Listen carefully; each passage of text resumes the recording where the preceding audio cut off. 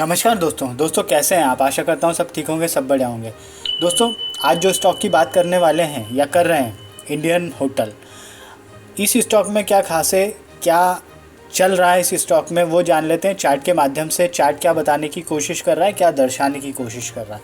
तो सबसे पहले एक दिन के चार्ट को देखेंगे, फिर देखेंगे वीकली चार्ट को, और फिर मंथली चार्ट को एनालिसिस करेंगे।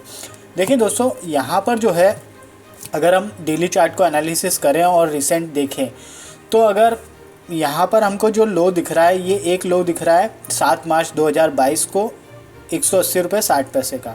फिर एक लो ये दिख रहा है हमको 20 जून 2022 को 207 रुपये 25 पैसे। इन दो लो की पॉइंट की मदद से हमने एक ट्रेंड लाइन बनाई और उसको यहाँ पर जो हाई पॉइंट हमको एक ये दिख रहा है, ये वाला 14 अक्टूबर 2021 वाला, और एक ये हाई पॉइंट हमारा 4 मई 2022 वाला, इसके ऊपर शिफ्ट कर दिया इस लाइन को। पैरेलल लाइन मेथड आप जानते होंगे, नहीं तो चार्ट ऑफ द वीक के वीडियो देखेंगे तो उसमें समझ में आ जाएगा। चलो, क्या है कि अब जो है अमूमन हमने क्या किया है कि ये वाला एक पॉइंट, कौन सा, ये वाला 14 अक्टूबर वाला, और एक ये वाला पॉइंट, इन दोनों पॉइंट की मदद से हमने ये वाली ट्रेंड लाइन की है तैयार। ठीक है, अब हम मोटा मोटा समझ लेते हैं कि स्टॉक में हमको क्या होता हुआ दिख रहा है और इसमें क्या होने की संभावना है। देखिए, अगर सब कुछ ठीक रहता है, मतलब गिरावट जैसे ग्लोबल मार्केट में दिख रही है उतनी गिरावट आती है, तो इसको थोड़ा सा एक्यूमुलेशन करना चाहिए इस स्टॉक में। क्यों, हम देखते हैं। देखिए, स्ट्रक्चर तो मुझे लगता है कि इसका बहुत स्ट्रांग है और ये स्टॉक और भी आगे जाना चाहिए। तो यहाँ पर अगर हम थोड़ा सा इसको बड़ा कर लें तो हमको ये दिखेगा कि ये स्टॉक जो देखोगे आप, ये हाई बना के थोड़ा सा उसी रेंज में करीब 4-5 दिनों तक चलता रहा। हल्का सा एक करेक्शन आया और यहाँ से फिर ये स्टॉक जो है ऊपर की ओर जाने के लिए हो गया तैयार। अब जो है एक इसमें एक रेजिस्टेंस यहाँ पे मिलेगा इस ट्रेंड लाइन का, और एक रेजिस्टेंस मिलेगा इस ट्रेंड लाइन का। मतलब कहना चाहिए कि जो ये वाली जो ट्रेंड लाइन है ऑरेंज वाली, ये ट्रेंड लाइन है कि जब ये शो कर रही है कि जहाँ यहाँ पर आता है तो इस स्टॉक में थोड़ा सा करेक्शन देखने को मिल सकता है। ठीक है, अब चूँकि क्या होता है, अमूमन हम जब टेक्निकल एनालिसिस करने बैठते हैं तो मैक्सिमम टाइम क्या होता है कि 2 बार अगर किसी ट्रेंड लाइन के से टकरा के नीचे आ जाता है लंबे समय में मतलब ये समय तो हो ही गया ना। यहाँ पे देखो आप अक्टूबर, और यहाँ पर जो है मई, तो समय तो लंबा हो गया। तो ठीक है ना, इतने समय में अगर ये आया तो संभावना रहती है उसकी। लेकिन जो है अब इस स्टॉक में संभावना दिख सकती है अपसाइड जाने की, बिकॉज ऑफ क्या होता है ना कि मैं वही कह रहा था कि एक प्राइस रेंज के आसपास ये तो एक तो बहुत दिनों से घूम रहा है, पहली बात है।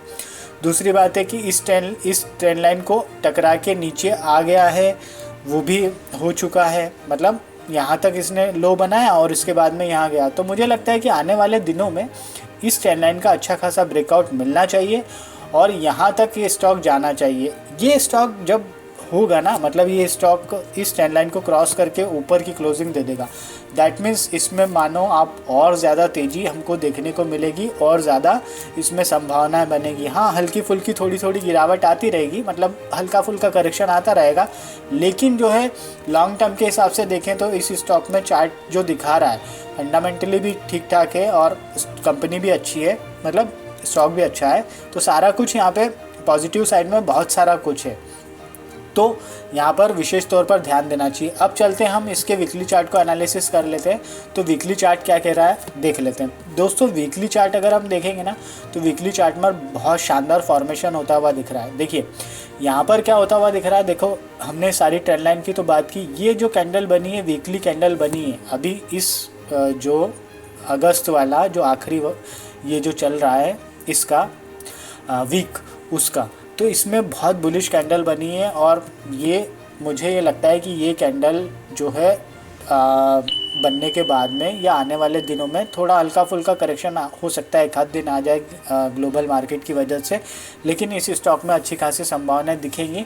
और अगर हम मोटा देखें ना, यहाँ पर जो संभावित तौर पर हम चैनल के माध्यम से या हमारा जो लाइन वाला जो मेथड है उसके माध्यम से हम जो टारगेट निकालते हैं वो जो टारगेट है करीब करीब हमको लगता है कि मोटा मोटा इस लाइन को इसके ऊपर शिफ्ट कर दें सिंपल तरीके से, तो ये मोटा मोटा करीब करीब 400 रुपये के टारगेट आना चाहिए, ठीक है ना।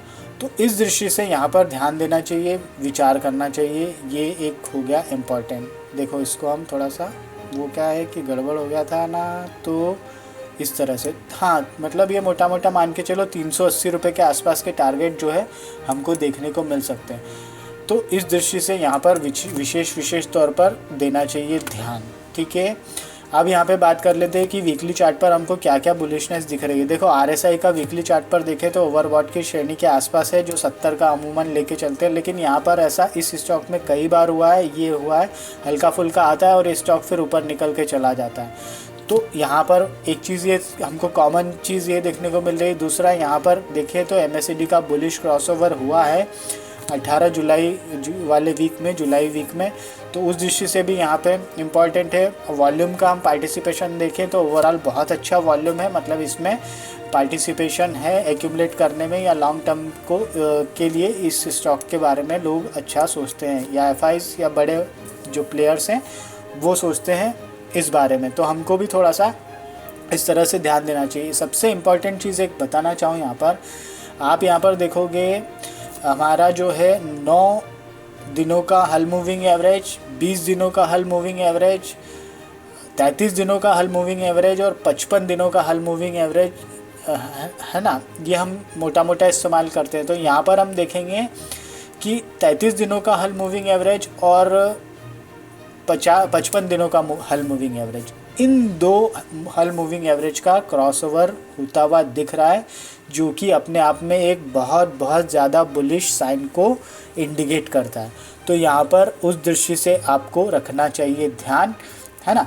अब इसका मंथली चार्ट देख लेते हैं। तो मंथली चार्ट में अगर देखेंगे तो पेंडेमिक के बाद ये स्टॉक जो है मई महीने में 2020 में इसने 62 रुपये का लो लगाया था, और आज है इसका भाव जो क्लोजिंग हमको दिख रही है 280.85 की। तो ये कुल मिलाकर इसकी जर्नी है अच्छी खासी, और मुझे लगता है ये स्टॉक अच्छे तरीके से और ऊपर जाना चाहिए। और वैसे भी अगर इस सेक्टर में देखें तो डिमांड धीरे धीरे करके बढ़ेंगी ही, तो उस दृष्टि से भी कई सारे जो है चीज़ें हमको पॉजिटिव इस स्टॉक में दिख रही हैं, और चार्ट के माध्यम से भी दिख रही हैं, और वैसे भी डिमांड के तरफ से भी दिख रही है। तो उस दृष्टि से हर दृष्टिकोण से ये स्टॉक जो है बहुत इम्पॉर्टेंट है ऐड करने के लिए। तो यहाँ पर जो है विशेष तौर पर ध्यान देना चाहिए। एक इम्पॉर्टेंट चीज़ सबसे बड़ी बात है इसमें ये भी है कि ये जैसे जैसे पॉपुलेशन बढ़ती है वैसे इस तरह के जो बिज़नेस है उसकी डिमांड भी बढ़ती है, ठीक है, और वो बिज़नेस तेज़ी से ग्रो होते हैं, ठीक है। फिर दूसरा, अगर आत्मनिर्भर भारत के केस में बात करें तो जिस तरह गवर्नमेंट बिल्कुल लगी हुई है, तो उस हिसाब से भी देखा जाए कि जो हमारा फॉरेन ट्रेड है या लोगों का आवागमन है वो आने वाले समय में बढ़ना ही है, कम तो होना नहीं है। तो उस दृष्टि से भी होटल सेक्टर और जो भी तमाम तरह के इस तरह के जो स्टॉक है उनमें हमको देखने की अच्छी खासी संभावनाएं दिखेंगी भविष्य में। चलिए वीडियो को विराम देते हैं। उससे पहले इम्पॉर्टेंट चीज़ बता दूं, अगर जो है आपने वीडियो को लाइक नहीं किया होगा तो सबसे पहले वो लाइक कर दीजिए। और इम्पॉर्टेंट चीज़ ये है, देखो दोस्तों, किसी भी तरह से कोई भी ख़रीदारी की राय नहीं दे रहा हूँ, ना एंट्री करने के लिए कह रहा हूँ, ना निवेश करने के लिए कह रहा हूँ, ना एक पोजीशन बनाने के लिए कह रहा हूँ। जैसा भी लगे, जो भी लगे, अपने फाइनेंशियल एडवाइज़र से सलाह मशवरा कीजिए, उसके बाद में निर्णय लीजिए। वो जैसा कहे उसके हिसाब से करिए काम। चलिए दोस्तों, ध्यान रखिएगा, थोड़ी सी गिरावट हो तो भी एक्यूमुलेशन बनता है। चलो वीडियो को विराम देते हैं, मिलते हैं नेक्स्ट वीडियो में। तब तक के लिए थैंक यू, धन्यवाद, खुश रहिए, जय माता दी।